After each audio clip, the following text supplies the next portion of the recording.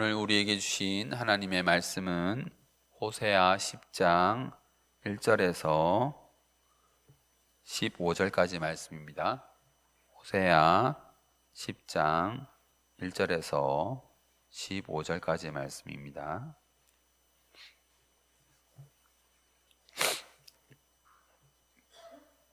찾으셨으면 한 절씩 교독하고 마지막 절은 같이 읽겠습니다.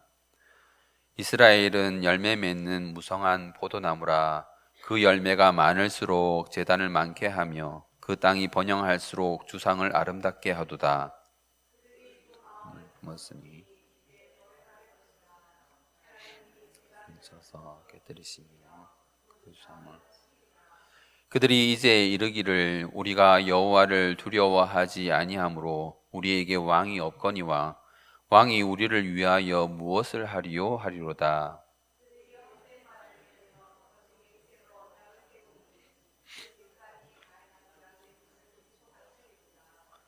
사마리아 주민이 벳 아웬의 송아지로 말미암아 두려워할 것이라. 그 백성이 슬퍼하며 그것을 기뻐하던 제사장들도 슬퍼하리니 이는 그의 영광이 떠나감이며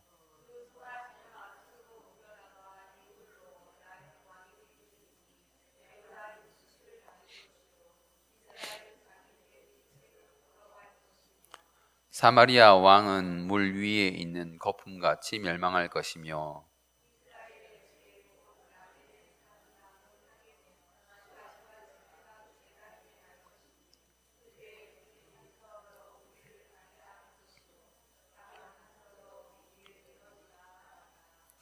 이스라엘아, 내가 기브아 시대로부터 범죄하더니 지금까지 죄를 짓는구나.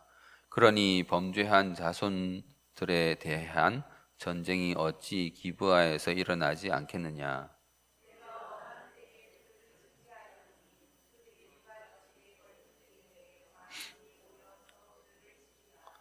에브라임은 마치 길들인 암소 같아서 곡식 밟기를 좋아하나 내가 그의 아름다운 목에 멍에를 메우고 에브라임 위에 사람을 태우리니 유다가 밭을 갈고 야곱이 흙덩이를 깨트리리라.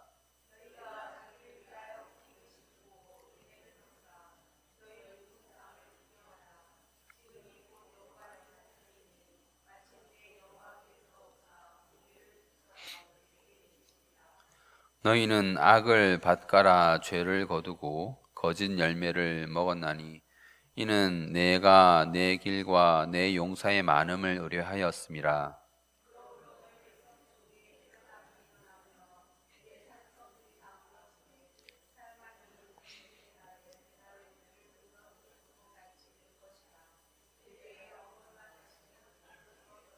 다 같이 읽겠습니다. 너희의 큰 악으로 말미암아 베델이 이같이 너희에게 행하리니 이스라엘 왕이 새벽에 정령 망하리로다. 아멘. 지난 수요일에는 우상 숭배에 빠진 이스라엘에게 너는 기뻐하지 말라 하시며 하나님이 기뻐하시지 않는 제사를 드린 이스라엘을 질책하시는 그 하나님의 말씀에 대해서 살펴보았습니다.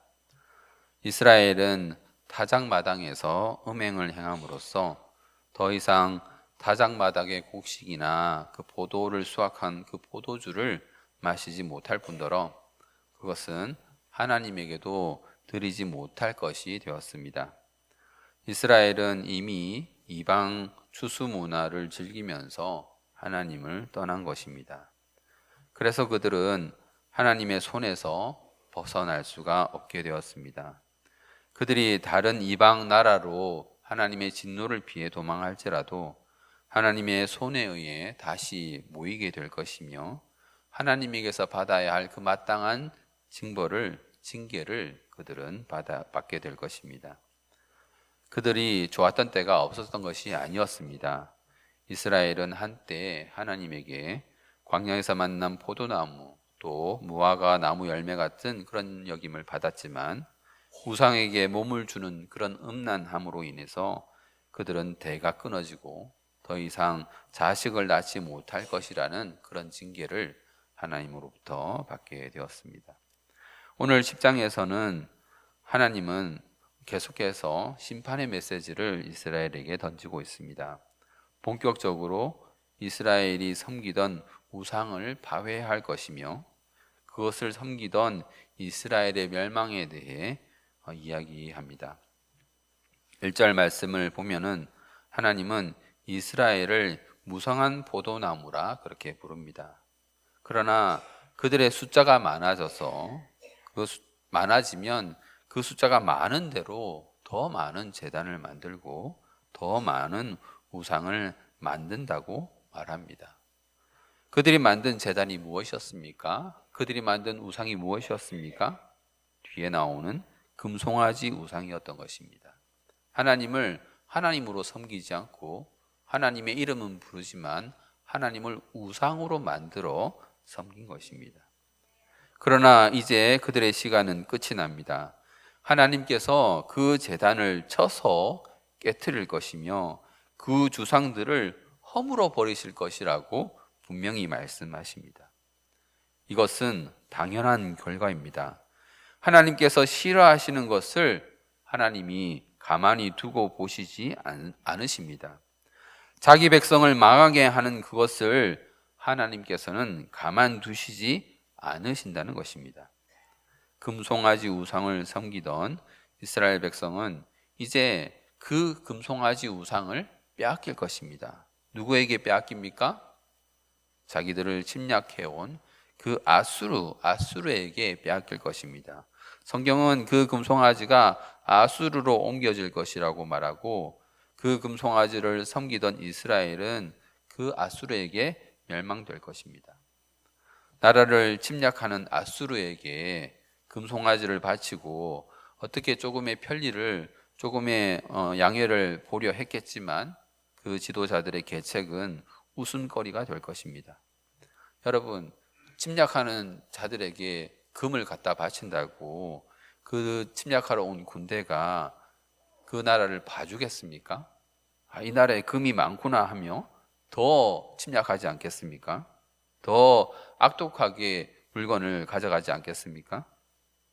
결국 하나님의 뜻대로 그 금송아지 우상이 있던 산당은 파괴될 것이며 그곳은 가시와 찔레가 나는 폐허가 될 것입니다. 8절 마지막에는 이스라엘의 탄식이 묘사되어 있습니다.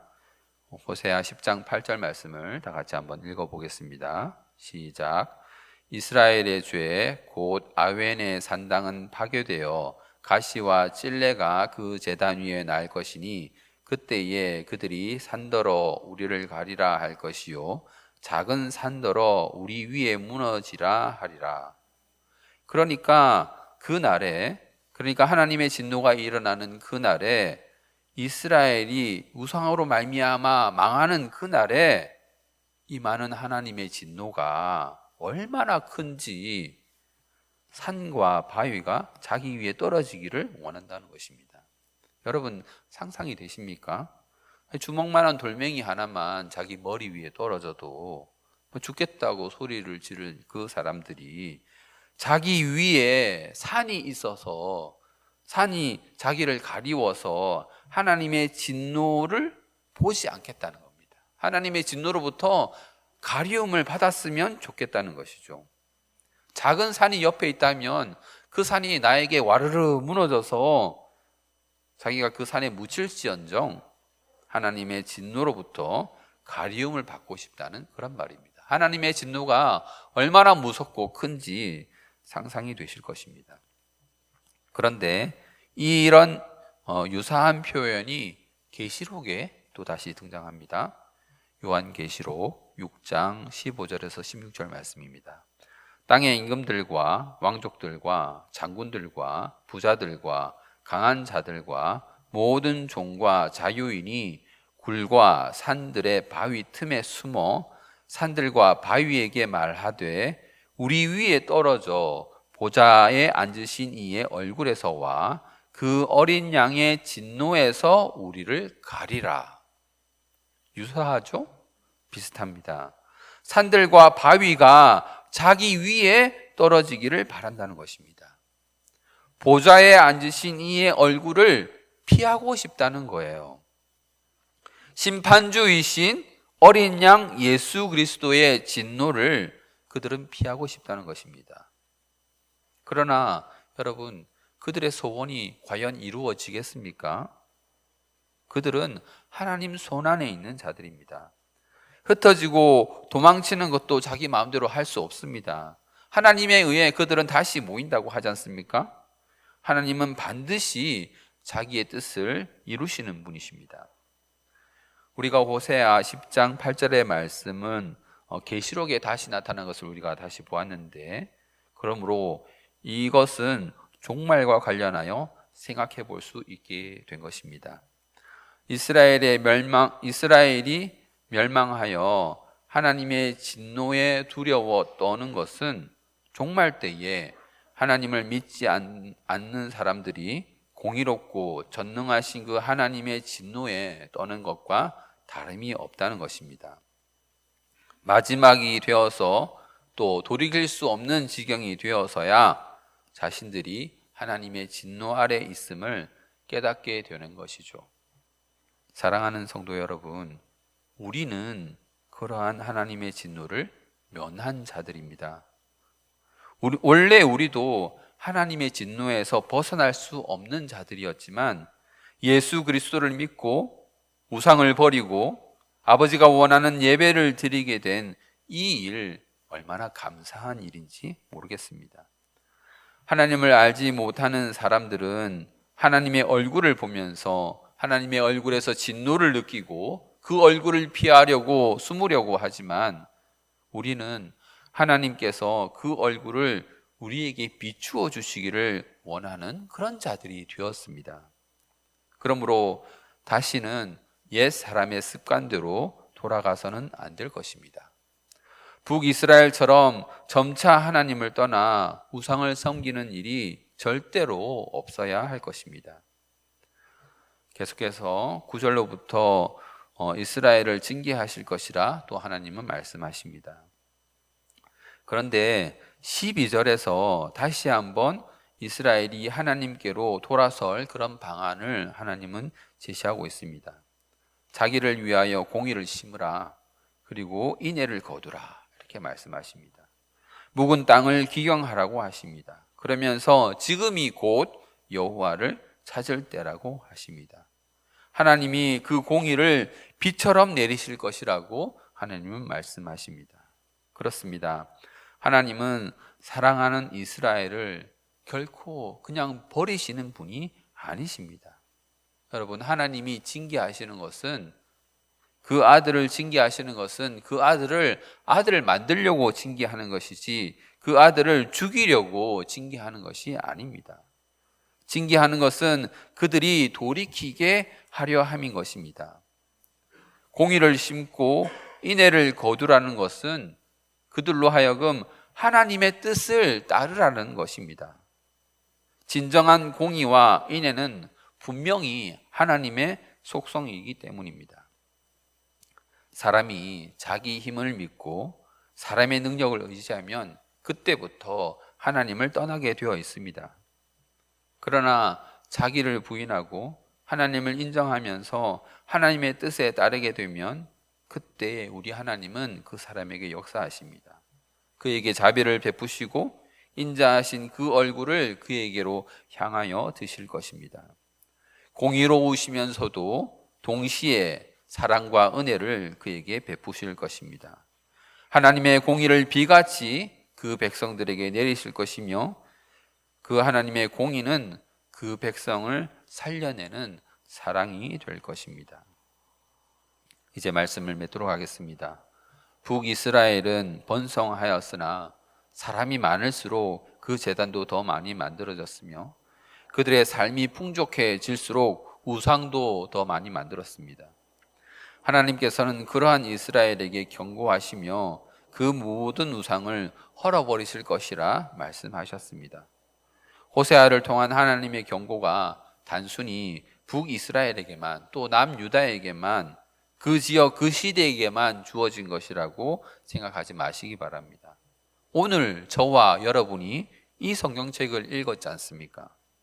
하나님의 말씀은 오늘 저와 여러분에게도 내려져 온 것이고, 또 미래 다음 세대에게도 계속해서 주어질 것입니다. 하나님의 말씀은 분명합니다. 하나님은 우상을 싫어합니다. 죄를 싫어하십니다. 자기의 백성이 그 죄에 빠지는 것을 하나님은 싫어하십니다. 만약 돌이키지 않는다면 회개하지 않는 자들의 미래는 호세아서의 경고대로 하나님의 손에 의해 멸망당할 것입니다. 자기 꾀에 자기가 넘어가게 될 것입니다. 죄인 줄도 모르고 행했던 죄, 또 알면서 저지르는 그 죄악에서 돌이켜서 하나님의 공의를 생각하는 저와 여러분 되시기를 바랍니다. 그러면 분명히 하나님의 인애를 거두는 우리가 될 것입니다. 우리 메마른 땅을 갈아엎고 성령의 단비가 우리 마음에 심겨진 그 하나님의 공의를 싹 틔우기를 우리 모두 기도합시다. 그리하여서 공의를 베푸시는 그 중에도 동시에 사랑과 은혜를 베푸시는 그 하나님을 만나는 저와 여러분 되시기를 주님의 이름으로 소망합니다.